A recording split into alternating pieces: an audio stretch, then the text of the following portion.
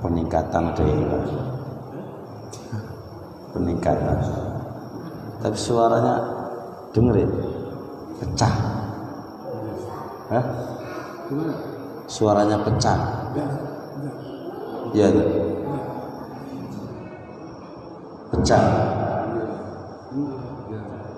Suaranya pecah. Ke belakang denger gitu. Bapak denger gitu.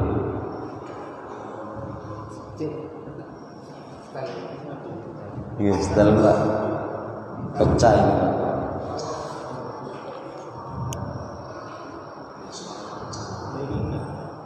Ya, kalau diambil bagus.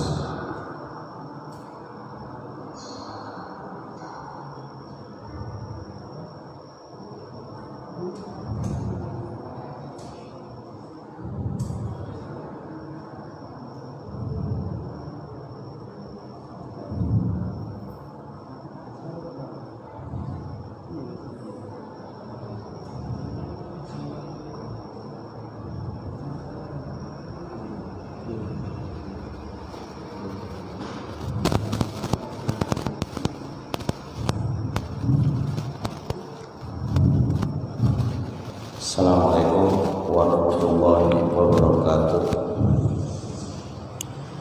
Alhamdulillah wassalatu wassalamu ala Rasulillah wa ala alihi wa sahbihi wa mawala amma ba'd.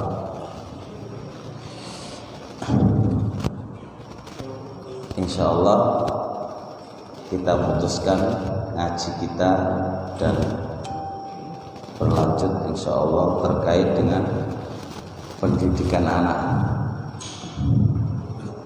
Saya kemarin ingin ngaji bakti kepada kedua orang tua, tapi yang ngaji orang tua. Jadi kalau yang ngaji anak-anak enak, babnya kan anak ke orang tua, tapi yang ngaji orang-orang tua jadi nggak pas. Sempas itu cara pendidikan anak menurut Al-Quran dan Sunnah.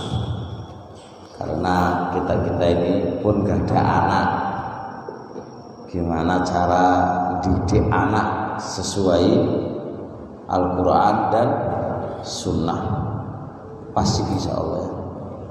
Oke, tema ini ya. Gus Imam punya anak enggak? 2, berarti kan harus ada tanggung jawab. Calon ya, calon anak.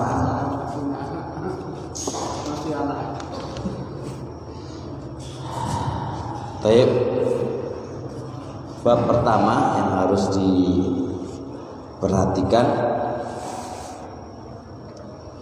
adalah al-auladu ni'matun minallahi wa hibatun minhu. Bab pertama, anak itu adalah nikmat dari Allah dan pemberian dari Allah. Ini judul dulu Pak. Judulnya bab pertama itu bahas tentang anak adalah nikmat dari Allah dan pemberian dari Allah. Allah kalau nggak ngasih anak ya orang bakal ono anak. Ini harus dipahami dulu. Anak itu adalah pemberian dari Allah, nikmat yang Allah anugerahkan kepada orang tua. Itu anak. Bahkan anak itu hibatun atiyatun biwairi iwadin. Bahkan anak itu adalah pemberian tanpa ganti. Pemberian tanpa ganti. Kalau jual beli kan oleh barang ganti ini duit. Kayak nyewa itu iso manfaatkan omah harus ngetokno duit. Kita ini untuk anak enggak, oleh anak gak ngetokno duit, itu anak. Makanya anak ini pemberian murni dari Allah Subhanahu wa taala tanpa harus mengganti sesuatu apapun, tanpa harus mengganti sesuatu apapun, gratis, pemberian secara gratis.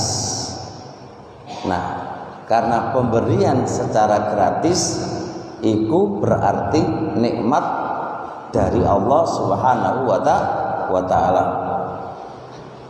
Allah Subhanahu wa taala membagi manusia berkaitan dengan anak itu ada 4. Ada orang dikasih anak hanya perempuan tok, gitu, nggih. Anak itu wedok kabeh. Ada seseorang dikasih anak mek lanang tok, enten nggih, anak itu lanang tok. Ada manusia yang dikasih anak laki-laki dan perempuan. Yang keempat ini ada orang yang enggak dikasih, ada orang yang tidak dikasih anak. Berarti 4 macam, Pak. Menungso itu terkait dengan anak itu ada 4 macam. Allah berfirman, yakhluqu ma yasha'u. Allah itu menciptakan, terserah Allah, menciptakan sesuatu itu sesuai dengan kehendaknya Allah. Yahabu liman yasha'u inatha.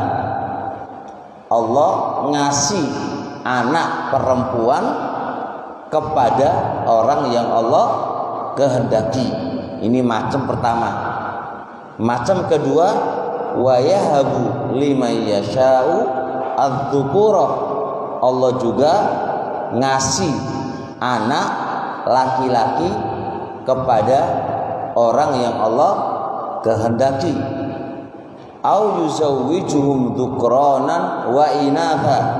Atau Allah mengawinkan mereka terus muncul 2 anak, laki-laki dan perempuan. Dikai oleh Allah anak laki-laki dan dikai anak perempuan oleh Allah Subhanahu wa taala. Model ketiga. Model keempat, wa yaj'alu man yasha'u aqima. Allah itu menjadikan mandul kepada orang yang Allah kehendaki. Jadi 4 tipe manusia terkait dengan anak. Jadi ada yang memang aqima, mandul, orang duwe anak. Model kedua, tipe kedua, ada yang Allah kasih anak laki-laki dan perempuan. Ada yang Allah kasih anak laki-laki tok, dan ada yang Allah kasih anak perempuan tok. Perhatikan sini, faedah bagus. Kenapa di dalam ayat ini Allah nyebutin perempuan dulu? Perempuan, baru laki-laki, baru laki-laki perempuan, baru apa mana? Mandul.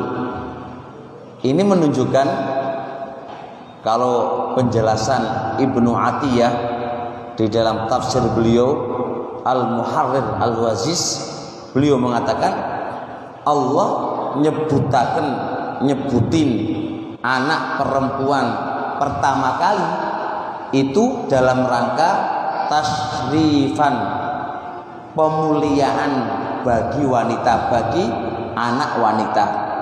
Jadi didahulukan anak wedok itu dalam rangka memuliakan anak perempuan.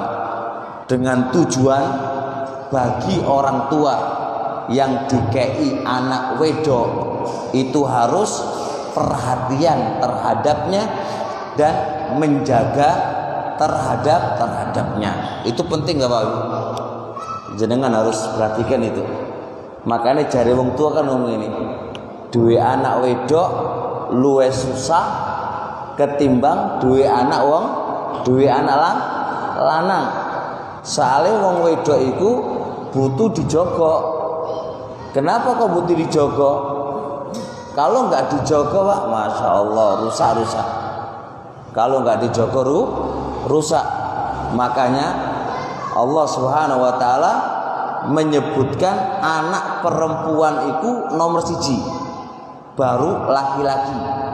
Jenengan eling-eling nih. Allah ngomong Pak, Allah Subhanahu Wa Taala mendahulukan anak perempuan dibandingkan anak laki-laki. Ini ku enten tujuani. Napa tujuani? Tasyrifan laha, karena memuliakan si perempuan itu. Si anak perempuan itu dimuliakan oleh Allah. Nah, kalau anak perempuan itu dimuliakan oleh Allah, harusnya sang bapak lebih perhatian terhadapnya dan lebih bisa menjaga terhadapnya. Pun bisa dipahami di sini. Nah, kemudian Ishaq ibnu Bishr mengatakan ayat ini sebenarnya menceritakan tipe para nabi. Para nabi itu memiliki 4 macam tipe ini. Nabi Lut alaihi salatu wassalam itu anaknya wedok tok, sehingga dinamakan Abul Banat. Apa Nabi Lut itu kok dijenengi bapake anake wong wedok? Soale dia hanya punya anak perempuan tok. Kedua, ada nabi yang hanya memiliki anak laki-laki tok, dan dia adalah Ibrahim. Nabi Ibrahim alaihi salatu wassalam itu anaknya laki-laki tok, sehingga dia dijuluki kunyai Abul Aulad, anake wong lanang. Yang nomor 3, ada nabi yang dikei anak laki-laki dan perempuan. Siapakah dia? Nabi kita Muhammad alaihi salatu wassalam dikasih anak laki-laki dan perempuan. Kemudian yang nomor 4, tipe yang nomor 4, ada nabi yang tidak dikasih anak satupun. Siapakah dia? Nabi Yahya, Nabi Yahya bin Zakaria. Nabi Yahya bin Zakaria itu nabi sing boten gak ada anak. Nah, berarti kan tipe para nabi ini itu otomatis ada di masa kita sekarang. Poin selanjutnya, Bapak Ibu yang dirahmati oleh Allah Subhanahu wa taala, di sini Allah mengatakan yahabu. Allah mengatakan apa? Yahabu. Itu menunjukkan anak itu adalah pemberian dari Allah. Jenengan eling-eling, anak niku pemberian dari Allah Subhanahu wa taala. Hibah, Pak. Hibah, pemberian Allah tanpa harus ngetokno duit. Jadi pemberian gratis. Makanya bahasanya Allah niku yahabu, wahaba yahabu, hibatun. Hibah niku artinya napa? Pemberian. Anak itu napa? Pemberian. Ini harus difahami, dan ini adalah nikmat. Wa in ta'udu nikmatallah la tuhsuha. Nikmat di sini masuk juga apa? Nikmatnya anak. Anak itu adalah nikmat, anugerah yang Allah Ta'ala berikan kepada kepada kita semuanya. Sing jenenge nikmat harus syukuri. Sing jenenge nikmat harus disyukuri. Dan sejenenge nikmat harus disyukuri berarti gunakan untuk ketaatan kepada Allah Subhanahu wa taala. Niatkan kita itu punya anak kanggone taat kepada Allah Subhanahu wa taala. Niatkan kita itu punya anak supaya sebagai penerus agama, pejuang agama, meneruskan perjalanan para rasul di dalam mendakwahkan agama-agama ini. Jadikan, niatkan anak-anak kita itu adalah sebagai apa? Sebagai mursyid, pembimbing umat menuju jalan yang lurus. Itu konsekuensi kalau anak itu adalah nikmat. Konsekuensi kalau anak itu adalah nikmat. Jadi anak itu kalau jenenge nikmat, itu berarti gunakan untuk ketaatan kepada Allah. Niatkan kita punya anak itu dipakai di jalan Allah Subhanahu wa taala. Ini poin pertama, bab pertama. Bab yang kedua, al-auladu zinatun wa fitnah. Anak-anak itu adalah zinatun, hiasan, wa fitnatun, dan juga fitnah. Bapak Ibu yang dirahmati oleh Allah Subhanahu wa taala, anak iku iso nggawe seneng, jenenge hiasane keluarga. Kalau kita nggak punya anak, sepi Pak. Kalau ada anak, hiasan wong tua loro itu adalah anak. Tapi ingat, di satu sisi itu, di sisi yang lain anak itu adalah fitnah, ujian kanggone wong tua, ujian kanggone wong tua.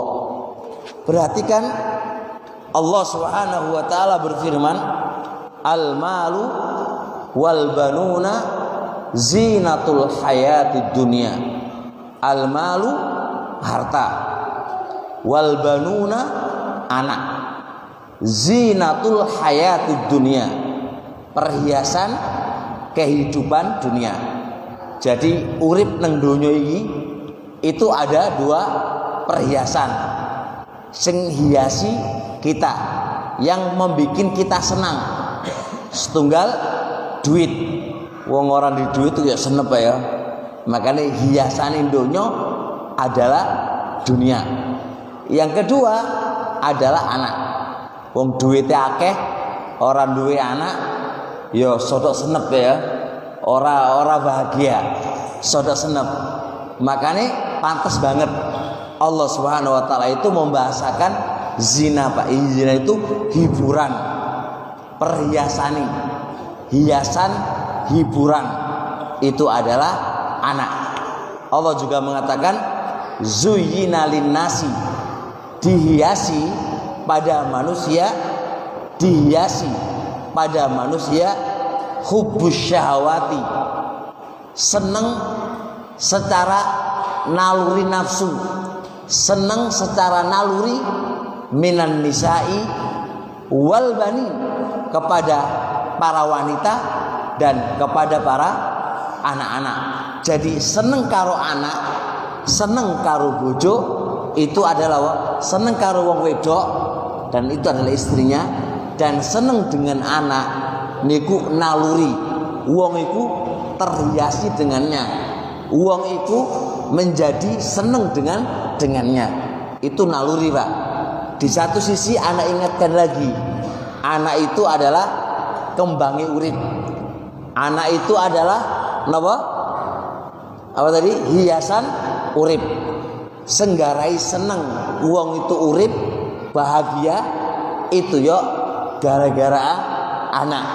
Dua dalil tadi telah kami sampaikan. Cuma poin selanjutnya, anak iku uga fitnah. Uga iso uga fitnah. Anak itu adalah fitnah, ujian bagi orang tua. Ujian bagi orang tua. Kira-kira ono anak tambah taat apa tambah ado teko Allah? Itu poin lah. Kira-kira ono anak tambah tawakal nang Allah apa ora tawakal kepada Allah? Niku ujian. Allah Subhanahu wa berfirman, "Innama amwalukum wa auladukum fitnah." Sesungguhnya harta-harta kalian dan anak-anak kalian itu adalah fitnah. Allah yang ngomong, Pak. Duit itu ya ujian. Anak itu juga ujian. Di satu sisi duit itu ya hiasan. Di satu sisi anak itu juga hiasan. Tapi di sisi yang lain, duit itu juga fitnah. Duit itu juga, anak itu juga fitnah. Berarti kita harus menempatkan dua poin ini harus pada tempatnya. Kalau kita nggak iso nempatkan dua poin ini, berarti iso uga jadi fitnah. Tapi kalau kita bisa memposisikan dua perkara tadi pada tempatnya, maka itu adalah hiasan. Makanya hati-hati dalam memposisikan anak dan duit ini. Pernah Rasulullah Shallallahu Alaihi Wasallam khutbah di atas minbar.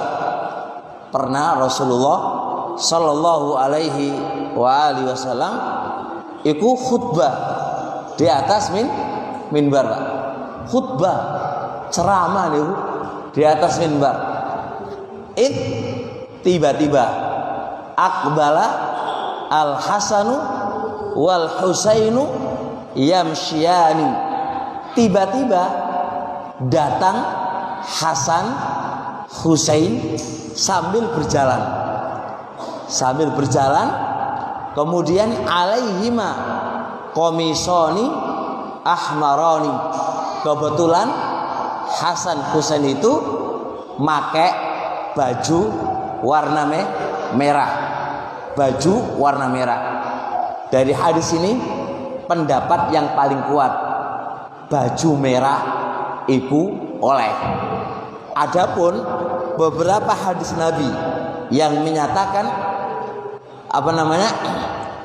baju merah adalah baju nih penduduk neraka, itu adalah dibawa ketika Anda punya baju sengkorah warnani merah, terus jenengan celupkan.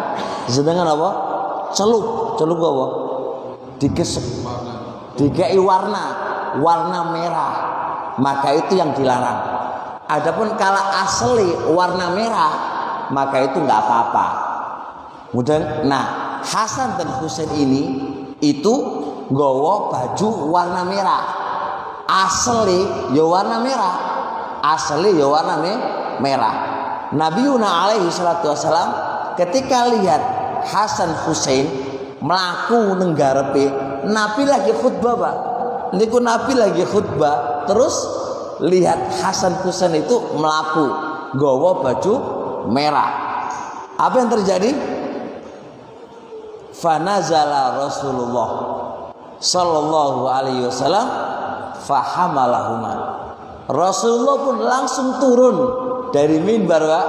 Turun dari minbar sambil menggendong, lalu dibawa dan digendong. Sambil Rasulullah mengatakan, "Innama amwalukum wa auladukum fitnah." Sesungguhnya harta kalian dan anak kalian itu adalah fitnah. Dari sisi mana Nabi kok terfitnah? Dari sisi mana Nabi kok terfitnah? Beliau menjelaskan, ra'aitu hadainil ghulamaini. Aku lepas khutbah tadi melihat dua bocah ini. Falam asbir, aku ora iso sabar. ndelok bocah iki lucu. Aku ora iso sabar. Karena aku gak iso sabar hatta nazaltu wa hamaltuhuma, sampai aku turun dan aku menggendong keduanya. Bapak, teman-teman semuanya, ini Hasan Husain iku mek putune Nabi. Ya ora? Mek putu. Nabi lagi khutbah, Pak, lagi khutbah. Itu gak iso nerusno khutbah. Gak fokus khutbahnya itu gak fokus, Pak. Gak fokus. Gara-gara apa? Ada dua cucunya ini sambil mengatakan iki lo fitnah. Iki lo fitnah. Dua anak iki lo fitnah. Paham nggih? Jelas? Nggih jelas, Pak. Kita lo sering pangati ngaji ono anak abi bapak-bapak wis kasih dong ngaji gara-gara apa? Gara-gara anak. Iya, pangati ngaji terus anake njaluk apa? Lunga nang mall kasih dong ngaji. Ya wis aku no fitnah. Iku lo fitnah nek ngono. Fitnah nek ngono, ya kan fitnah nek ngono. Anake mau bapakne mau belajar mau apa? Wis ora sida gara-gara anak. Makanya anak itu adalah fitnah. Coba lihat, ini terjadi pada Nabi Yuna, Nabi kita, Pak. Apa maneh? Apa dhewe iki? Ya apa man? Tapi Nabi ngasih penjelasan. Iling-iling. Anak itu fitnah loh. Anak itu fitnah. Ojo sampai menjadikan Anda bermaksiat kepada Allah atau meninggalkan kewajiban atau meninggalkan sesuatu keutamaan gara-gara anak.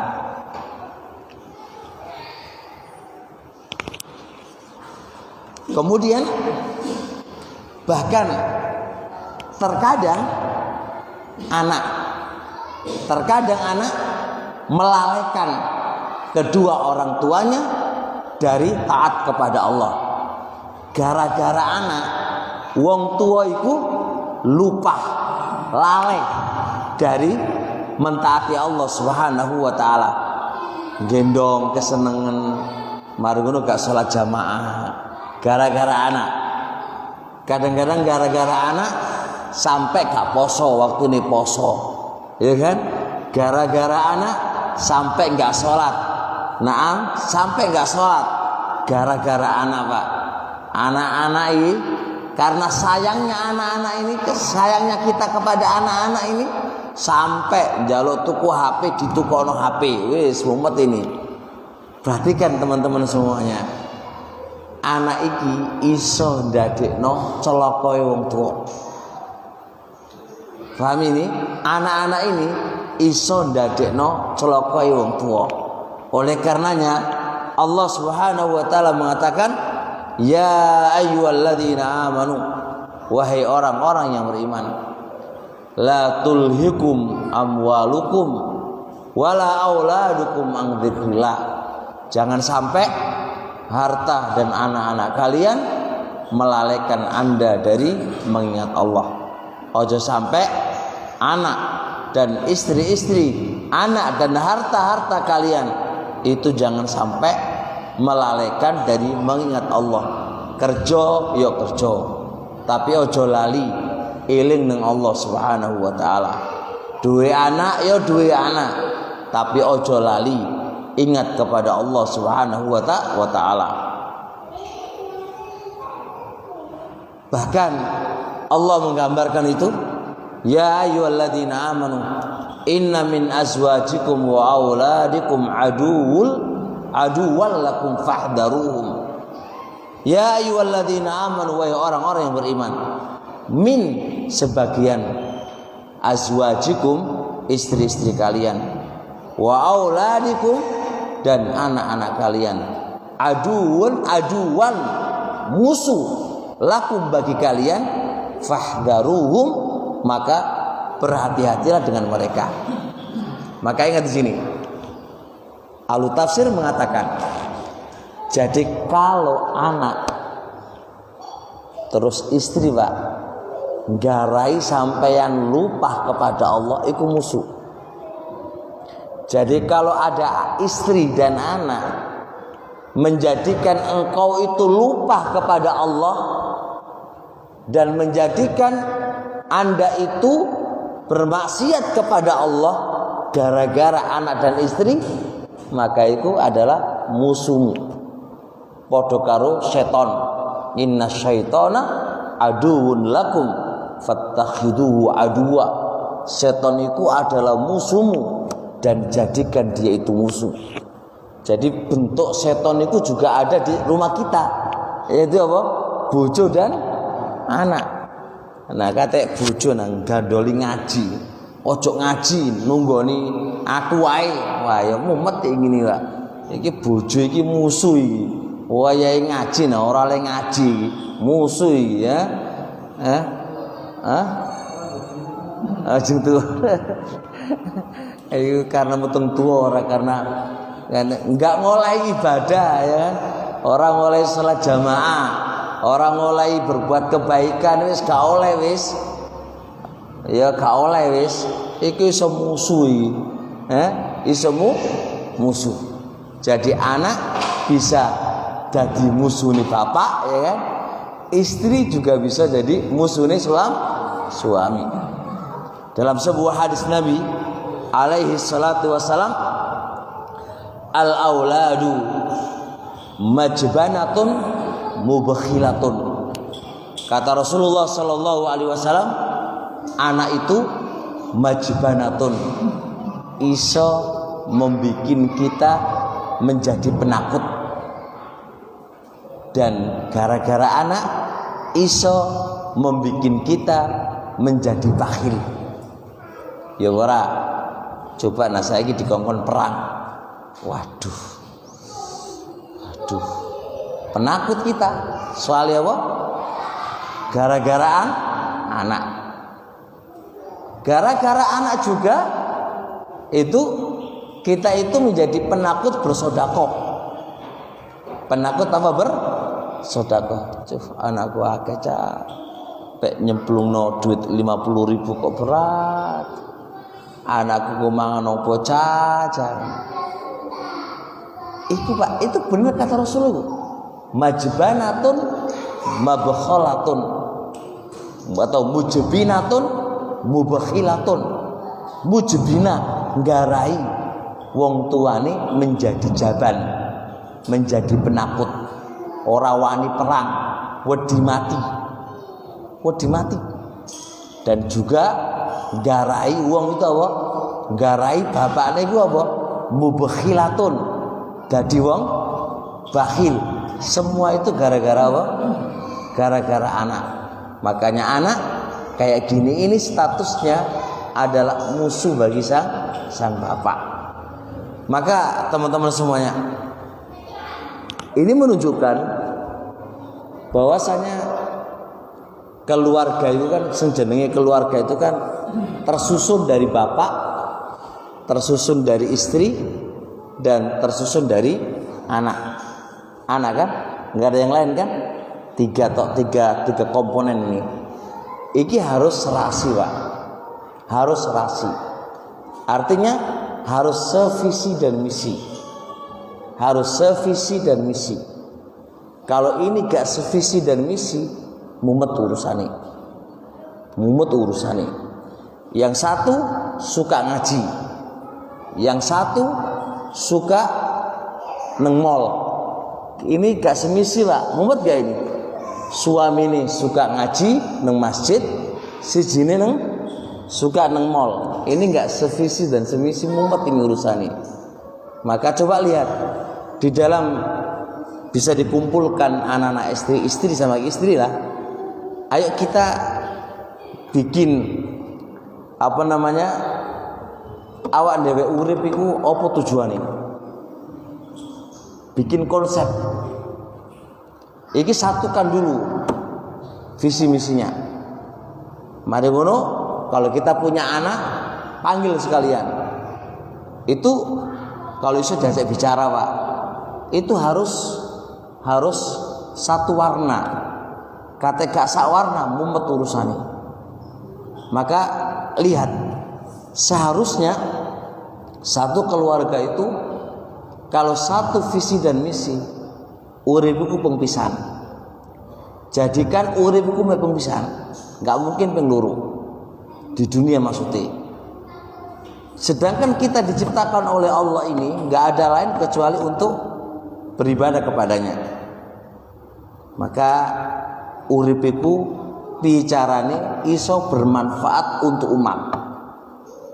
Su'ilan nabiyyu alaihi salatu wassalam ayyun nasi khairun, menungso sing paling apik. Qala anfa'uhum linnas, menungso sing paling iso ngekei manfaat kepada manusia.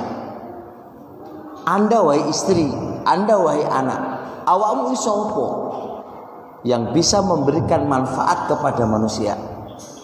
Anda kalau memang jadi wong kaya, nang kaya beneran, tapi kaya ngaji, kaya takwa, iso ngasih manfaat kepada manusia.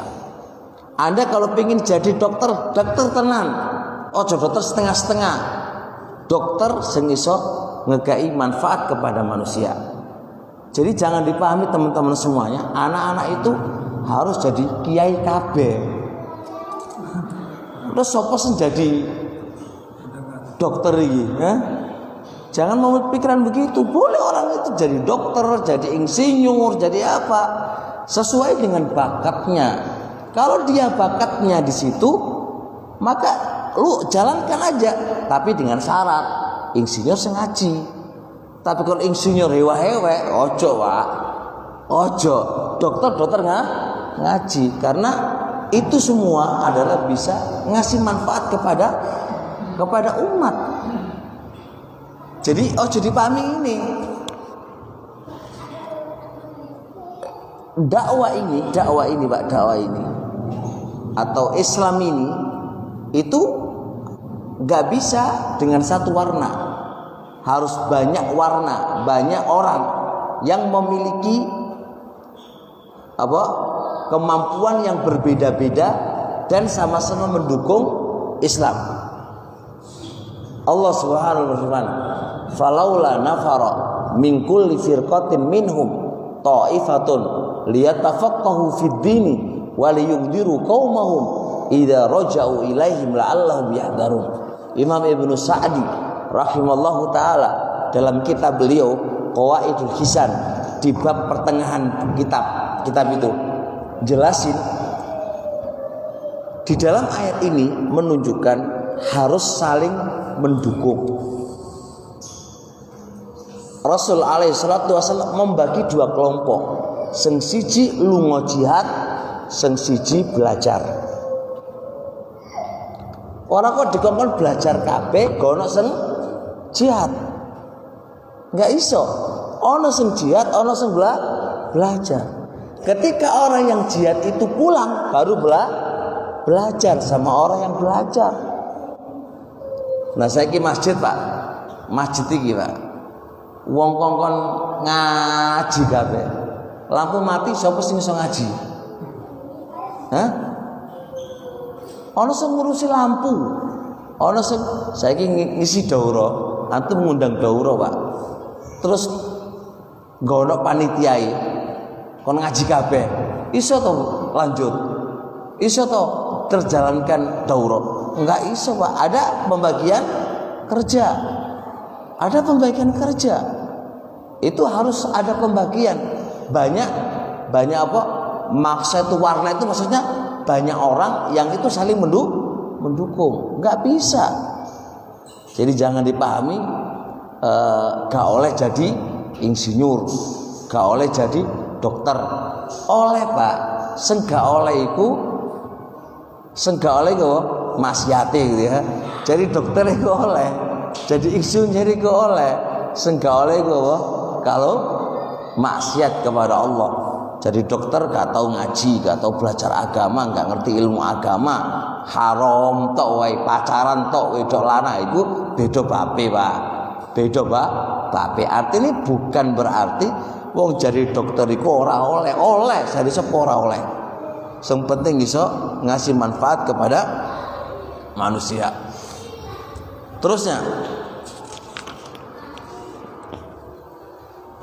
pentingnya para bapak berdoa untuk anak-anaknya. Pentingnya para bapak berdoa untuk anak-anaknya. Ojo kok meneng wae ora ndongakno anak-anak. Fokuskan di dalam meminta kepada Allah tentang kebaikan anak. Tentang apa? Kebaikan anak. Ini penting banget yang harus diperhatikan oleh orang-orang tua.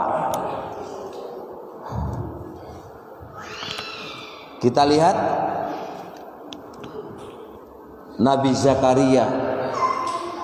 Bagaimana Nabi Zakaria itu berdoa kepada Rabb-Nya. Hunalika da'a Zakaria Rabbah. Nabi Zakaria itu berdoa kepada Rabb-Nya. Apa katanya? Qala Rabbi habli min ladunka dzurriyyatan thayyibah. Ya Allah, habli, berikanlah kepadaku min ladunka, dari sisi kamu, dzurriyyatan thayyibah, anak keturunan yang baik. Jaluk anak kepada Allah Subhanahu wa taala, meminta kepada Allah anak itu jangan lupa diikat seng soleh, seng apik, dzurriyyatan thayyibah. Dzurriyyatan thayyibah. Ingat, anak seng apik menurutmu ya Allah, diikat min ladunka, dari sisimu ya Allah. Ini menunjukkan anak itu sengekai adalah Allah. Kemudian kita lihat bagaimana doa orang-orang soleh kepada Allah Subhanahu wa taala untuk anak-anaknya. Walladzina yaquluna rabbana hab lana min azwajina wa dzurriyyatina qurrata a'yun waj'alna lil muttaqina imama. Dan orang-orang soleh, ibadur rahman, hamba-hambanya Allah, yaqulun, mereka mengatakan, Rabbana, wahai Rabb kami, hablana, berikanlah untuk kami, min azwajina, dari istri-istri kami, wa dzurriyyatina, dan anak-anak kami, berikanlah untuk kami dari istri-istri kami dan anak-anak kami, apa itu? Qurrata ayun, penyejuk mata. Penyejuk mata. Jadi hendaknya kita berdoa kepada Allah Subhanahu wa taala, baik yang belum punya anak dan meminta kepada Allah anak, diikat anak itu yang baik. Baik sekarang yang sudah ada, anak-anak yang sudah ada, yang Allah lahirkan ini, yang Allah munculkan sekarang ini, kita harus berdoa kepada Allah Subhanahu wa ta'ala. Apa itu? Anak. Semoga anak-anak kita dan istri-istri kita penyejuk mata, penyenang. Kenapa dikatakan penyenang? Penghibur. Dikatakan oleh para ulama penghibur, dikarenakan anak-anak kita itu menjadi anak-anak yang soleh dan solihah. Karena tidak ada hiburan bagi orang-orang soleh terhadap anaknya kecuali anaknya itu jadi anak yang soleh dan solihah. Ingat kata para ulama, masya Allah, la tasliyata, tidak ada hiburan lil walidaini, bagi kedua orang tua solihaini yang soleh, tidak ada hiburan bagi kedua orang tua yang soleh, illa kecuali anak-anak itu menjadi anak-anak soleh dan solihah. Oleh karenanya anak soleh dan solihah itulah qurratu a'yun, penyejuk mata, penyejuk mata. Nah, penghibur lara, penghibur diri, penghibur jiwa. Kemudian apa? Penghibur jiwa. Tapi kalau anak dadi nyenepno ati ya tapi Pak ya tinggal jalan nang Allah, enggak ada jalan kecuali kepada Allah.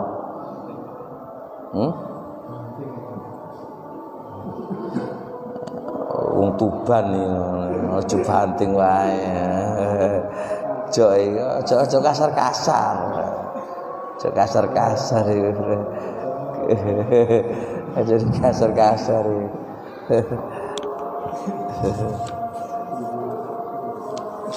Terusnya azan dulu.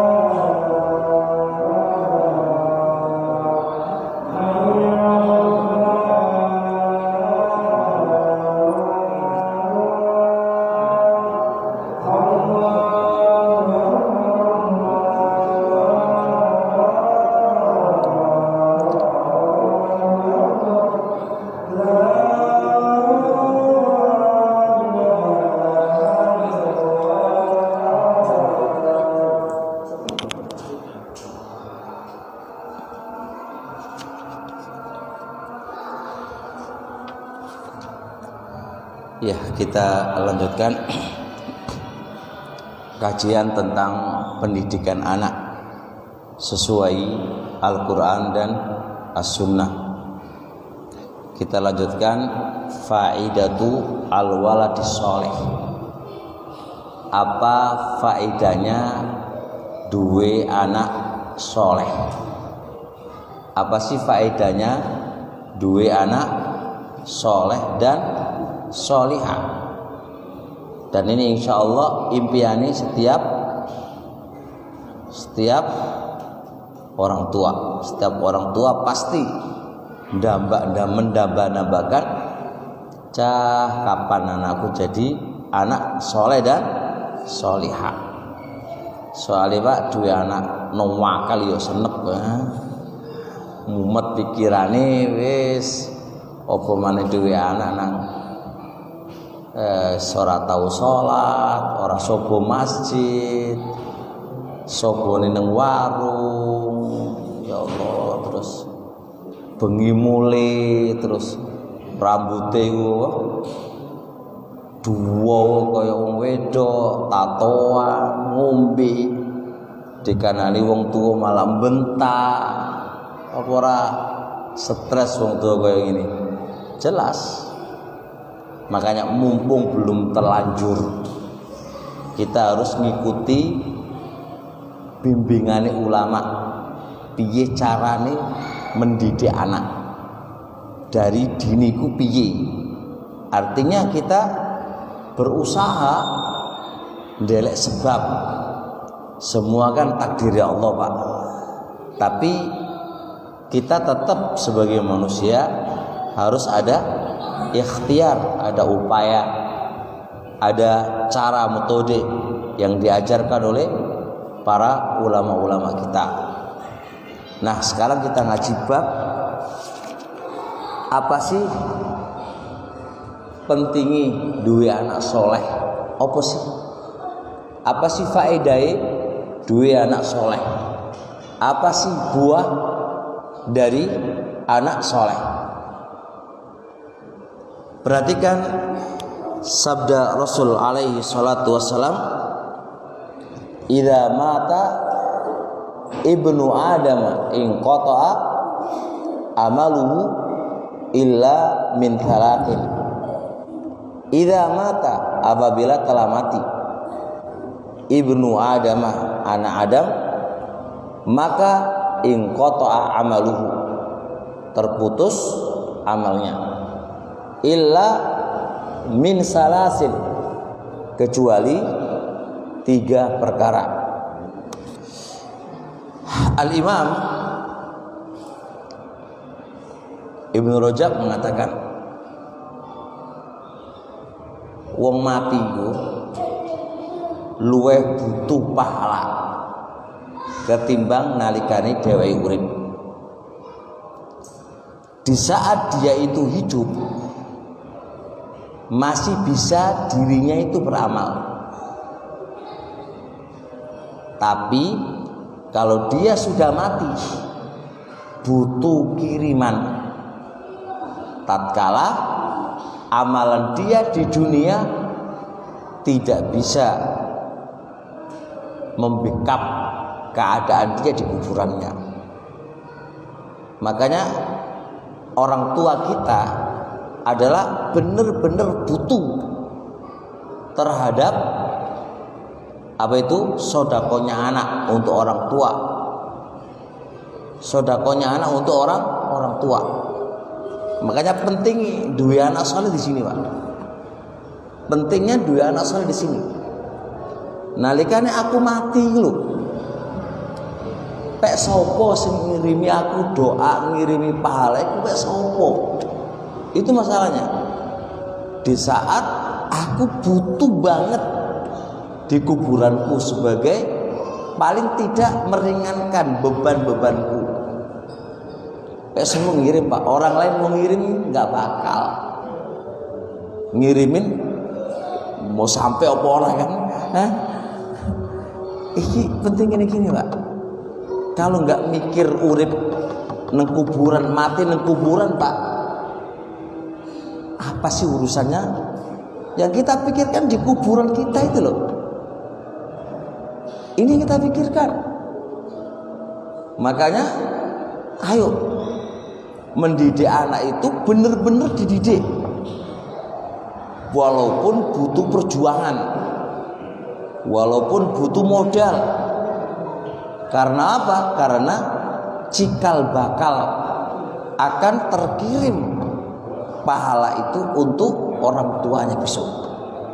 Ingat loh, di kuburan mana loh Pak, di kuburan. Makanya kata Rasul, idza mata ibnu adama, apabila telah mati anak Adam, in qata'a amaluhu, maka terputus pahala dia. Kok bisa terputus? Ya iyalah, karena amalan itu, pahala itu sesuai yang dia lakukan, dan dia mati. Peopo biasanya sholat, saya kayak iso sholat. Biasanya zikir, kayak iso zikir. Biasanya iso sodako, kayak iso sodako, harus mati. Karena pahala itu tergantung karo dia sendiri yang mengerjakannya.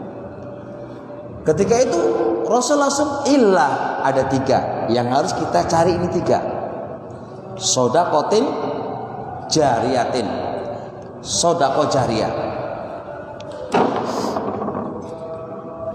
Jadi gini, di ilmu usul fikih ini yang kita pelajari dan kita tekuni, seorang itu harus cerdas, Pak. Cerdas. Maksudnya cerdas kuwi. Dewe iki pengen surga, tapi umur dewe itu sempit. waktu ini sempit tapi pengen surga. Modal surga iki Pak iku mahal harganya. Kalau diukur karo umur, dengan kita melakukan amalan, ora iso dapat surga, ora bakal iso dapat surga Pak. Terus gimana caranya? Wong pinter pasti berpikir, piye carane aku iso beramal tapi ono kelipatan. Aku iso beramal tapi amalan itu iso ngalir sampai aku mati. Harus begitu. Untuk apa? Supaya kita terus mendapatkan pahala itu bisa menikmati. Para ulama mengatakan di antara bentuk sodako, memang dan sodako itu ono keutamaan iyo. Tapi kita harus punya keutamaan plus. Dan di antara keutamaan yang plus itu adalah sodako yang jariyah, sodako yang iso mengalir. Sodako jariyah bisa lewat tenaga kamu dan bisa lewat harta kamu. Itu penting yang harus difahami. Sodako bisa lewat tenaga kamu dan iso uga lewat apa? Harta kamu. Maka kalau kita ingin bersodako, cari tempat atau orang yang iso ngekei manfaat kepada orang lain. Jadi gini, kalau kita bersodako kepada satu tukang becak, kalau kita bersodako dengan guru ngaji, lebih banyak mana? Guru ngaji. Semakin penggunaan duit yang diberikan kepadanya menikmati tenaganya itu lebih banyak, maka berarti dia dapat pahala berlipat. Betul nggih? Paham insyaallah? Kalau Anda ngasih guru ngaji, wis kita kei 1 juta. Wis gak usah kerja wae insyaallah ya, nang ngulang ngaji. Udah Pak. Berarti ilmu niku mau iso apa? Bermanfaat. Kalau jenengan mek ngasih tukang becak, nih tukang becak tak kasih 1 juta. Digawe apa duitnya Pak? Hanya bermanfaat untuk dia saja. Oleh pahala insyaallah. Tapi bermanfaat hanya kepada dia tok. Oleh karenanya Rasulullah sallallahu alaihi wasallam mengatakan, la ya'kulu ta'amakum illa taqiyun. Ojo sampai memakan harta kamu kecuali wong takwa. Kenapa kok sampai ngomong Rasulullah sallallahu alaihi wasallam? Sebab kalau kita bersedekah kepada orang yang takwa, sedekah kita itu digawe apa? Digawe apa? Digawe ibadah, digawe beramal soleh, digawe ngajarkan kepada orang lain. Maka kita harus lebih pintar di dalam hal yang demikian ini. Karena apa? Karena waktu kita itu mepet untuk meraih surganya Allah Subhanahu wa ta'ala. Jadi kita harus mencari loncatan-loncatan, ya kelipatan-kelipatan untuk gisamun dewek ke surganya Allah Subhanahu wa ta'ala. Maka yang kita cari adalah sodakotin jariyatin. Ya kayak tanah, bangunan, dan orang-orang soleh yang bisa mengajarkan ilmunya, itu adalah sedekah jariyah. Sedekah jari, atau kita membiayai orang untuk thalabul ilmi, mencari ilmu, atau kita banyak yang harus kita. Ini adalah apa? Adalah sebenarnya gini. Ana sampaikan teman-teman semuanya. Ibnu Taimiyah rahimahullah. Kita harus punya mindset. Dan mindset kita biasanya salah. Wong sodako itu mindset kita kok nginai wong. Ya ora, salah Pak. Orang yang berbuat baik itu sebenarnya untuk dirinya. Man amila sholihan fali nafsih. wa man asaa fa'alaiha. Siapa saja yang berbuat kebaikan iku sebenarnya kanggo awake dhewe. Dudu kanggo wong liya. Walaupun secara kasat mata Anda memberikan kebaikan, memberikan kepada orang lain, yang mana orang lain akan merasakan apa yang kamu berikan. Tapi sejatinya itu adalah fali nafsi, untuk awakmu, untuk awakmu. Dan itu prinsip yang harus kita pegangi. Kalau kita berpikir ngenakno wong liya, ya wis, ya Pak, gak bakal masuk, gak bakal maju Anda. Gak bakal maju. Gak bakal maju. Semua amalan baik kita sebenarnya adalah untuk sangunin dewek menuju ke akhirat kita. Menuju kemana? Ke akhirat kita. Ini satu ya yang harus dipahami. Yang kedua,